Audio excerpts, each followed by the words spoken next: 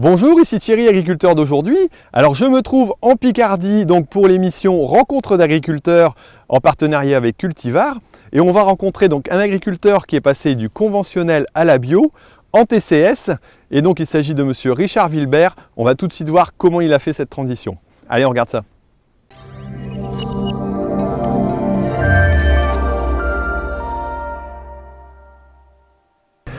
Bonjour, alors Richard Wilbert. Alors vous êtes agriculteur, donc ici on est en Picardie, dans le village de Rubempré, donc terre plutôt limoneuse. Limon battant. Limon battant, pas de cailloux, des terres de relativement bonne qualité. Ouais. Alors sur une exploitation de 224 hectares qui va à partir de donc dans 2 ans être entièrement convertie en agriculture biologique. Ouais, à partir du mois de mai, c'est ma dernière conversion. Donc au mois de mai, je vais passer mes 50 derniers hectares en C1, donc dans 2 ans, ce sera à 100%. Ce sera à 100%. Donc exploitation qui était à l'origine, exploitation plutôt céréalière, avec des pommes de terre de fécule, c'est ça? Il y avait des fécules, oui. Et puis les fécules et betteraves. Et puis l'option de partir progressivement donc en culture, enfin en agriculture raisonnée, sans labour pendant quelques années, si j'ai bien compris. J'étais déjà en raisonné, enfin je veux dire, en 95, on avait fait déjà un essai environnemental, c'est-à-dire il fallait réduire l'azote et supprimer les raccourcisseurs. Donc là, on était obligé de faire ce qu'il fallait pour pas que ça verse, quoi. Système bas volume. Là j'étais en bas volume et en non labour. Et j'allais prendre l'option de semi-direct, quoi. Et en fait, j'ai pas pris l'option semi-direct, j'ai pris l'option bio, quoi. D'accord. Donc à une période, donc en 2009, c'est ça? En 2009, oui. Le choix plutôt de partir donc voilà en bio pour faire un essai plutôt sur. En bio parce que j'étais déjà, je mettais déjà plus d'insecticides depuis 3-4 ans. On va passer en bio. Donc je me dis bon, ça c'était fait, ça. Après, au niveau herbicide, vu que j'étais en bas volume, je réduisais bien les volumes, tout ça. J'avais bien réduit tous les phytos. Au niveau phytosanitaire, j'étais vraiment très bas. Bon, j'avais pas les champs les plus propres et puis j'avais pas les rendements les plus élevés, mais une bonne marge. Économiquement, la marge, ça passait, quoi. Ouais. Donc je me dis, tant qu'à faire des champs pas trop propres, je dis autant passer en bio, quoi. D'accord. C'est ce qui m'a fait passer. C'est ce qui vous a fait changer. Et donc maintenant on arrive à un assolement qui est sûrement plus allongé en agriculture bio. Alors comment il se compose? Là je joue avec les rotations. Là en fait je commence avec une luzerne ou trèfle. Ouais. Après je mets un colza. Alors la luzerne, c'est si jamais il y a des problèmes de chardon, c'est ça? Ouais, s'il y a des chardons, c'est 2 ans de luzerne. 2 ans de luzerne. Donc pour nettoyer. Le pouvoir racinaire de la luzerne il est plus costaud que le chardon, donc le chardon était éradiqué. Ouais. Et puis charger les batteries au niveau du sol. Au niveau d'azote, oui. D'accord. En fait, là, il faut trouver une solution à chaque problème, quoi. S'il y a des chardons, c'est la luzerne. S'il y a du vulpin, il faut éviter les cultures d'automne, mais mettre des cultures de printemps. Et inversement, s'il y a des kénopodes au printemps, il faut tourner en culture d'hiver. Ouais, donc une réflexion de l'assolement qui peut être adaptée, je suppose, s'il y a un problème, au problème du sol. Il y a une solution en face, quoi.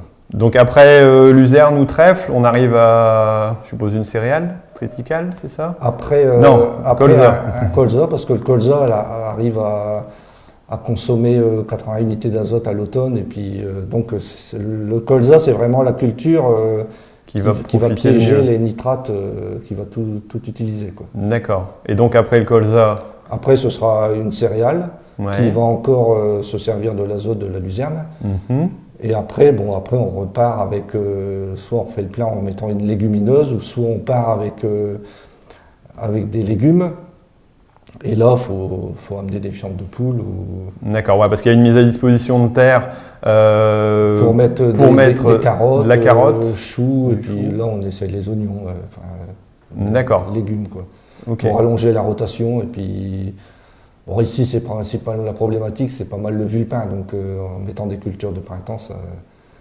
Et donc, le fait de mettre 2 cultures de printemps l'une derrière l'autre, on voit l'effet au niveau vulpin. Ouais. Et donc ça nettoie pas mal, quoi. Ça nettoie bien, oui. D'accord. Et j'allais dire s'il y avait entre guillemets une conclusion à dire au niveau économique sur l'exploitation. Est-ce que vous pensez que c'est mieux ou que c'est plus difficile qu'en conventionnel? C'est pareil, mais faut voir au niveau rotation, quoi. Faut pas avoir peur de mettre une culture qui est moins rentable si elle nettoie. C'est sur la rotation, ça va améliorer la rotation. C'est du long terme. Il ne faut pas voir culture par culture, dire je vais, par exemple, mettre de la luzerne et puis l'enfouir, ça paraît. On dit ça va pas, quoi. C'est ce qu'ils faisaient il y a des années. Ouais, de toute façon, on fait la même chose. Mais on se dit, mince, il faut mettre une culture et puis zéro, c'est pas bon. Mais après, on récupère les 2 années ou les années après, quoi. Et l'objectif, c'est d'avoir les champs propres. Par exemple, la première année, j'avais une parcelle de triticale qui était sale.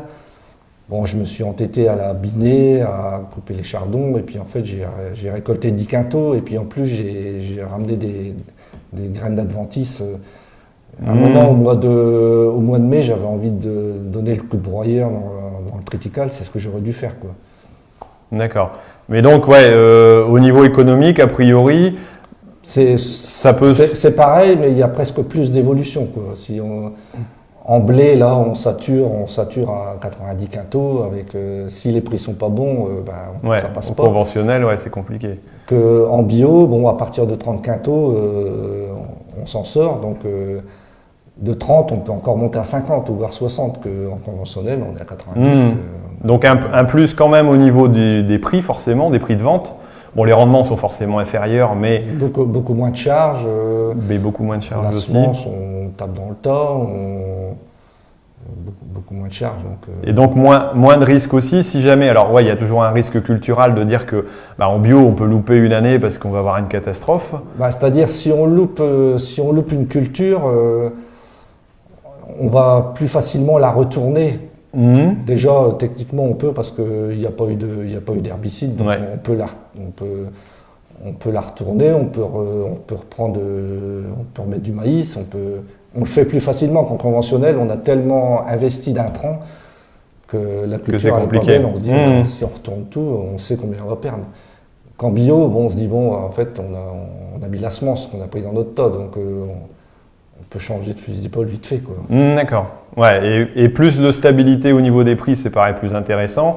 Et les prix, en fait, depuis 2009, c'est toujours les mêmes prix, quoi. D'accord. Par rapport au conventionnel qui a plutôt tendance à... on n'a pas besoin de regarder Euronext tous les jours, de savoir quel prix, s'il faut vendre, s'il faut acheter, s'il faut acheter des options. D'accord. On est tranquille. Donc un agriculteur en bio qui est heureux et qui cette année a moins souffert que les agriculteurs moins souffert, ça a été dur quand même. Mais moins souffert que le conventionnel. Parce que les prix se tiennent et les rendements ont peut-être pas chuté de façon aussi proportionnelle que le conventionnel, quoi. On démarre de moins haut, donc on descend moins bas, quoi. C'est moins pire. Ok, merci. Voilà, alors nous arrivons à la fin de cette vidéo. Alors je remercie beaucoup Monsieur Richard Wilbert d'avoir fait visiter son exploitation qui était vraiment très intéressante.